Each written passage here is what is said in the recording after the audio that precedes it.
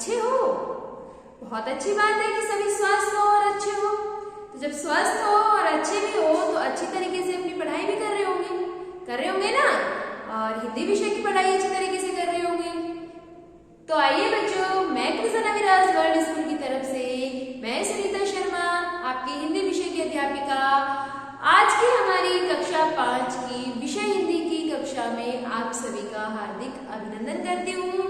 और बच्चों, आज हम अपने विषय हिंदी के अंतर्गत अपनी पाठ्य पुस्तक से पाठ क्रमांक 4 का अध्ययन करने वाले हैं, जिसका नाम है एक बूंद। तो देखो बेटा, हम पाठ में जब अपनी पाठ्य पुस्तक को खोलते हैं तो उसमें हम अनेकों प्रकार की कहानियों को पढ़ते हैं, यात्रा वृतांत पढ़ते हैं, संदेश पढ़ते हैं, है ना, कहानियां पढ़ते हैं तो कविता भी पढ़ते हैं। तो आज जिस विधा का अध्ययन हम करने वाले हैं वो है कविता। आज हम कविता का अध्ययन करने वाले हैं, कविता पाठ करेंगे जिसका नाम है एक बूंद। एक बूंद बूंद तो जानते ही हो, सभी ने देखी होगी, बारिश के मौसम में आसमान से टप टप टप टप बूंदें पड़ती है ना, बहुत सारी संख्या में, असंख्य बूंदें पड़ती हैं। तो उन्हीं में से एक बूंद हमें संदेश दे रही है जीवन में अपने घर से बाहर निकलकर नए वातावरण को, परिवेश को देखना, निकलकर देखना और उस परिवेश में ढलना। जो परिस्थितियां हमारे सामने आती हैं, जो कठिनाइयां हमारे सामने आती हैं, उनका डटकर सामना करना।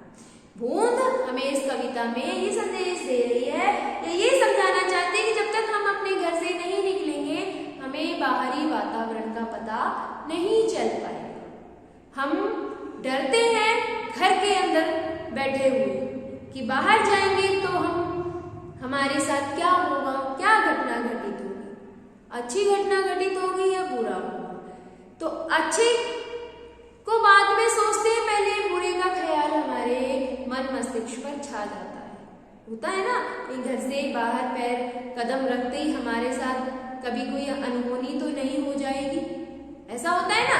तो बेटा, बूंद यही समझा रही है कि जब तक आप अपने घर से बाहर कदम नहीं रखोगे, आप बाहरी वातावरण को, बाहर की दुनिया को नहीं समझ पाओगे। और बुरे के साथ साथ अच्छा भी होता है। अच्छा बुरा, सुख दुख, ये दोनों जीवन के पहिए हैं जो गोल गोल चक्र की भांति घूमते रहते हैं, कभी सुख कभी दुख, है ना। दुख की भट्टी में तपकर ही इंसान को सुख की जो खुशी होती है वो अतुलनीय होती है, उसका वर्णन नहीं किया जा सकता। ठीक है, आगे समझ में चलो, अपनी कविता को पढ़ना प्रारंभ करते हैं, है ना। कविता का अध्ययन प्रारंभ करते हैं। अध्ययन से पहले जब हम पाठ को पढ़ते हैं या पाठ की शुरुआत करते हैं तो सबसे पहले हम कठिन शब्दों को पढ़ते ही पढ़ते उनका ज्ञान, उनका अर्थ जानते हैं, है ना। तो आइए, शामपट पर मैंने कुछ कठिन शब्दार्थ लिखे हैं। कठिन शब्दार्थ के बाद कवि परिचय लिखा है और मैंने ये नीचे लिखा है।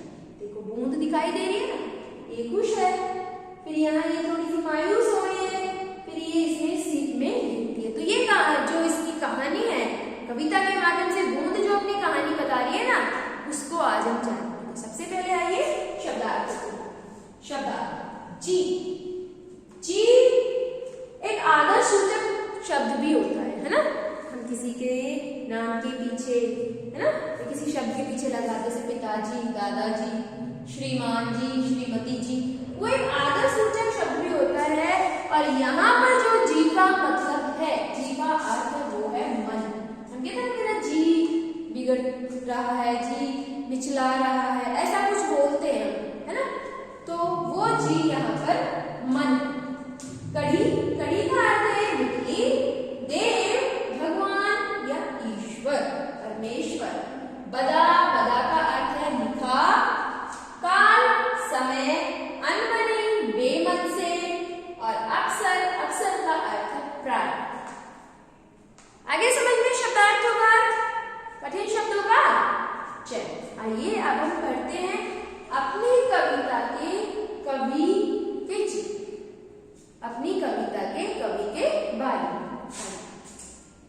कवि परिचय। देखिए नाम है हमारे कवि का एक बूंद कविता जिसकी रचना की है अयोध्या सिंह उपाध्याय हरिओध ने। अयोध्या सिंह उपाध्याय हरिओध। इनका जन्म 15 अप्रैल 1865 में हुआ। कहाँ हुआ? जन्म स्थान में देखते हैं जिला निजामाबाद, आजमगढ़, उत्तर प्रदेश। आगे समझ में कहाँ हुआ? निजामाबाद जिले में, आजमगढ़, उत्तर प्रदेश। निधन 6 मार्च 1947 में इनका निधन हुआ। किनका? अयोध्या सिंह उपाध्याय। तो बेटा ये तो शामपट पर जो मैंने अंकित किए थे उनको हमने समझ लिया है, मैंने आपको बता भी दिया है मौखिक रूप से। अब हम चलते हैं अपनी कविता। पाठ क्रमांक 4, एक बूंद। अब बातों बातों में देखिए, क्या आप जानते हैं कि आप बड़े होकर क्या बने? है ना, सभी जानते हैं। किसी की इच्छा होती है कि वो चिकित्सक बने, किसी की इच्छा होती है कि वो अध्यापक बने। सबकी अलग अलग इच्छा होती है और वो उसी के अनुसार आगे के कार्य करता है। क्या आप जो सोचते हैं वो वही होता है? वैसा ही होता है। कई बार जो हम सोचते हैं ना वैसा नहीं होता, कई बार हो जाता है, कभी कभी नहीं होता है। तो इस कविता में कवि ने एक बूंद के माध्यम से मनुष्य को जीवन में उपलब्धि हासिल करने के लिए कर्म करने की प्रेरणा दी है। जब तक हम कर्म नहीं करेंगे हम अपने कार्य में सफल नहीं होंगे। अगर हमें अपनी परीक्षा में सफल होना है तो हमें पढ़ने का कर्म करना पड़ेगा। बिना पढ़े हम अपनी परीक्षा में सफल नहीं हो सकते।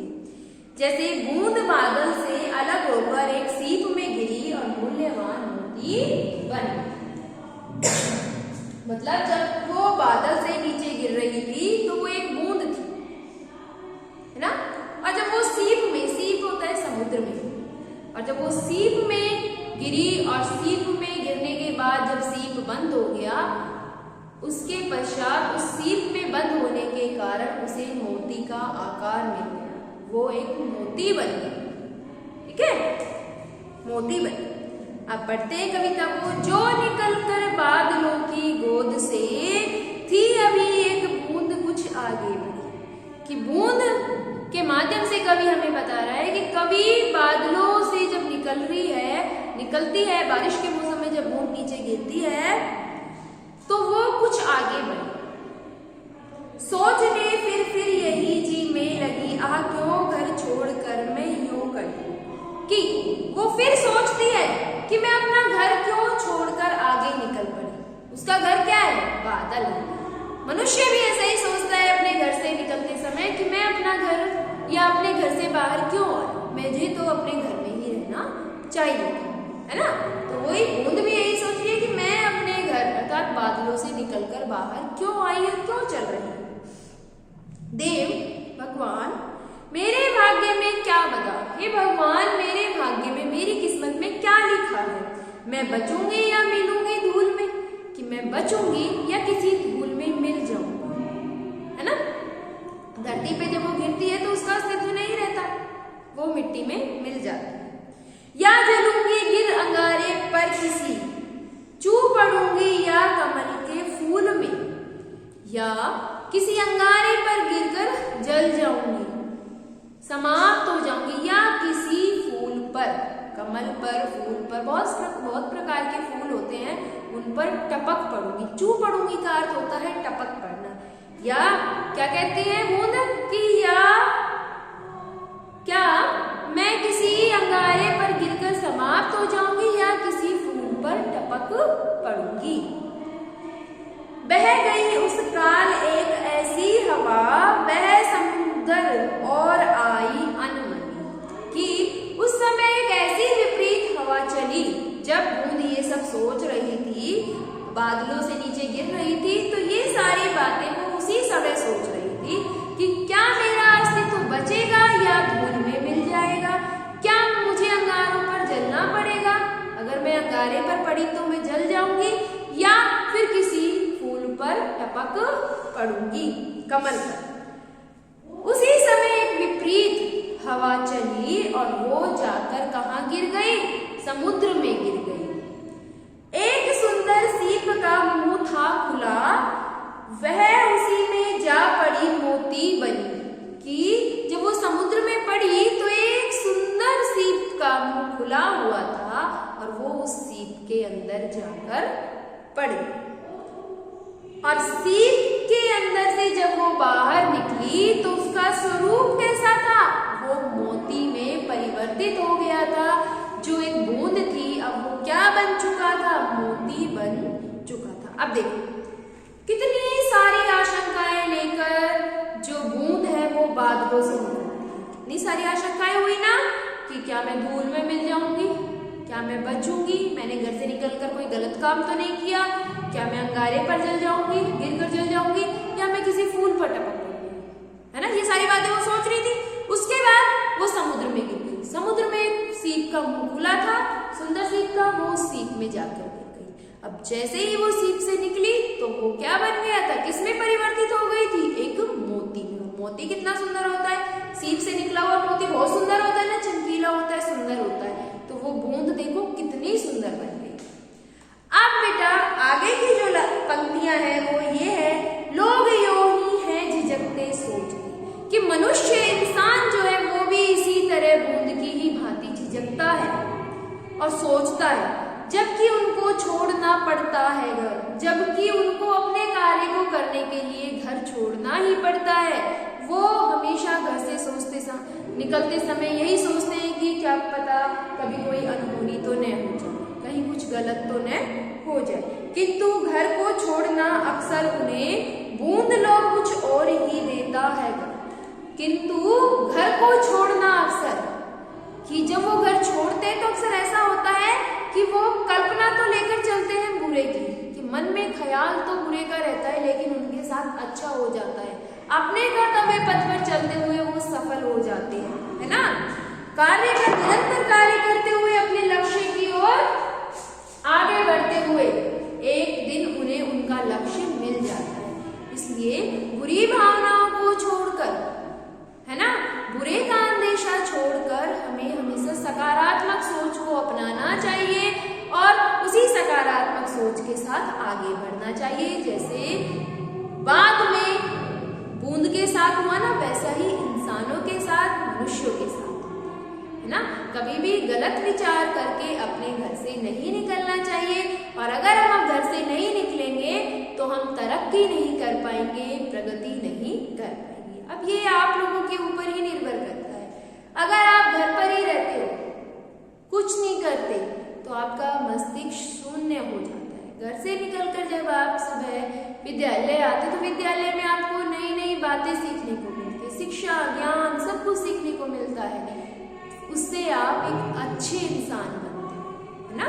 मौलिक कर्तव्य क्या है वो भी सीखने को मिलते हैं, नैतिक मूल्य भी हमें सीखने को मिलते हैं। तो उससे हमारे अंदर अच्छे संस्कार उत्पन्न होते हैं, है ना। हम अच्छी तरीके से दूसरों के साथ व्यवहार कर सकते हैं।